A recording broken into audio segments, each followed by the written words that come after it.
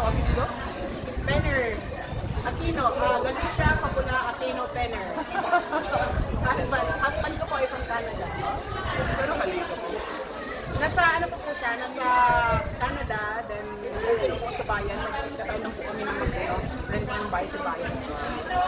So good afternoon everyone, welcome back to my channel. For today's video, please don't forget to like, comment, and subscribe. Welcome to Phil Canhanes Vlog.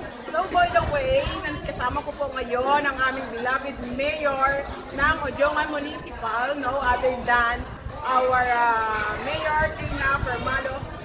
So welcome po ma'am, gusto lang po kasi for request ng everyone kasi may nag-PM, gusto po nilang makilala and malaman kung sino po yung mayor namin. So ayan, andito na po siya, katabi ko na po.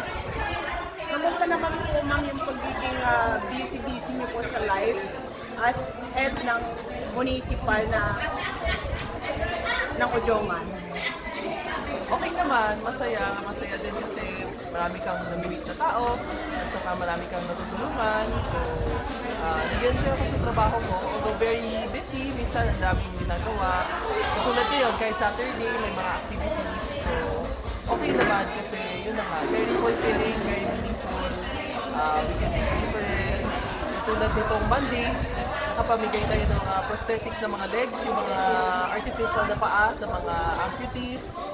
Sa mga walang paa. So ngayon nakalakad na sila. So, you know, yung ganun ba na parang we can do something worthwhile. So, ayun, nag-enjoy naman ako sa ginagawa. So, ayan, ang dahil anniversary po ngayon ng Batiano dito sa Sato.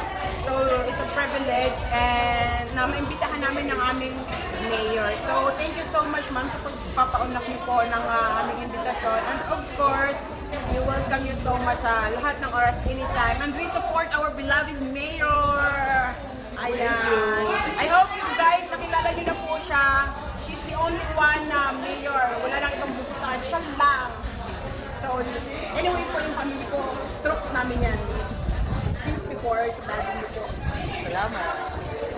Thank you din po. So, I hope you guys enjoy. Ma-enjoy niyo po at makilala niyo po ng lubos ang aming mahal, the only one, the sexiest, the one, the fabulous, and sassy. Lahat na.